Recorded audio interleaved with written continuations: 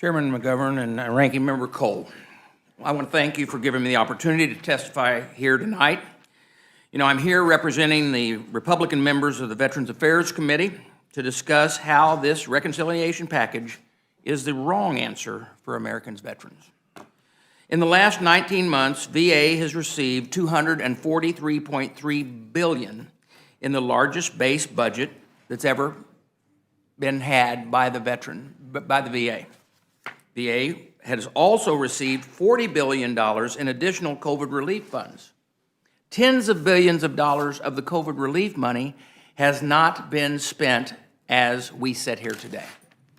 This bill will hand VA an extra $5 billion in a blank check, regardless of the facts that I just explained. Now, this is unnecessary and it's wasteful, to say the very least. VA most certainly has serious infrastructure issues.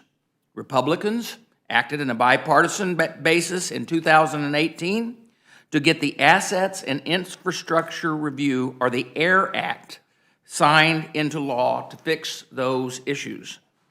The AIR Act is already underway to modernize the VA's medical facilities across the country and better serve our veterans.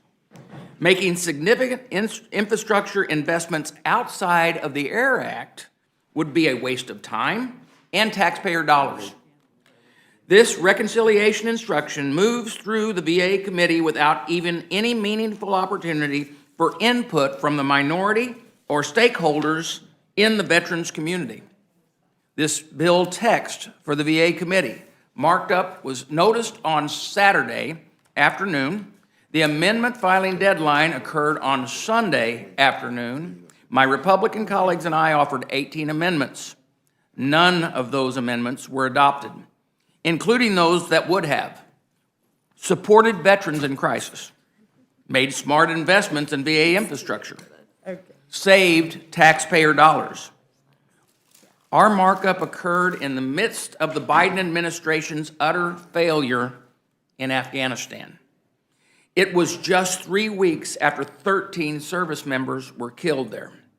It was just 2 weeks after hundreds of Americans and our allies were left behind in Afghanistan.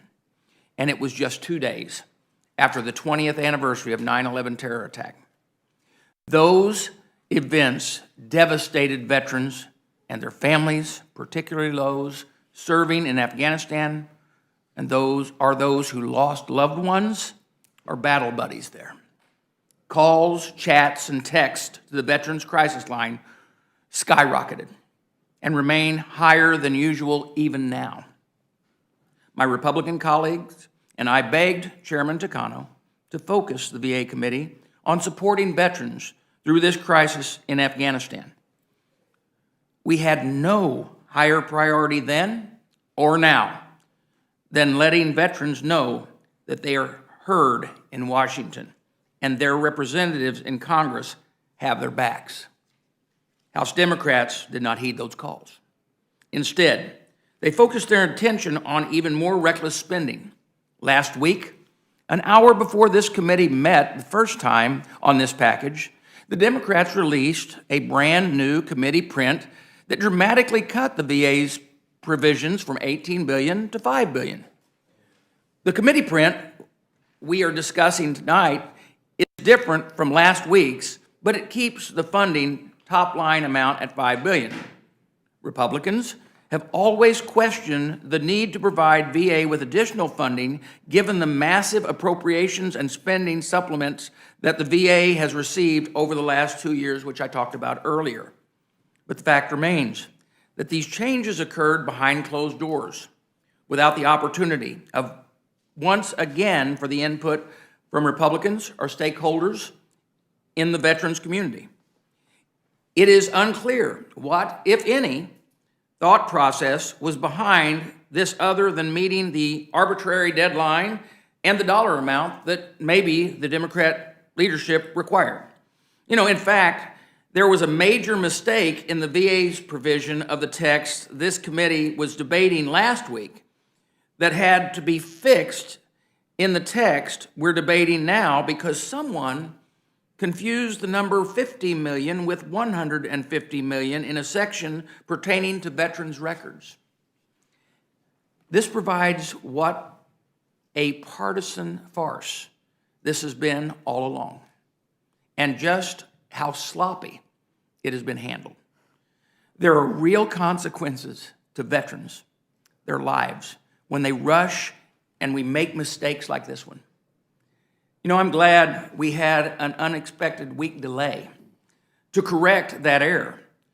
But what other mistakes are in this massive bill that also addresses issues impacting immigration, the IRS, health care, that none of us had a chance to even read yet? This is not the way the founders intended to legislate on important issues.